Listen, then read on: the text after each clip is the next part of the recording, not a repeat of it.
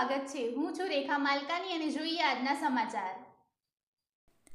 અરવલ્લી જિલ્લામાં જિલ્લા મેજિસ્ટ્રેટના જાહેરનામા કડક અમલ કરાવવા એસઓજી પોલીસે કાર્યવાહી કરી છે। મોડાસા ટાઉન પોલીસ સ્ટેશન વિસ્તારમાં આવેલ ગણેશપુરા ગામે હજીરા રોડ પર સ્થિત રાજતિલક હોટલ રેસ્ટોરન્ટમાં તપાસ દરમિયાન રાજ્ય સરકારના ગૃહ વિભાગે નક્કી કરેલ ગુણવત્તાવાળા સીસીટીવી કેમેરા ન લગાવ્યા હોવાનું બહાર આવ્યું।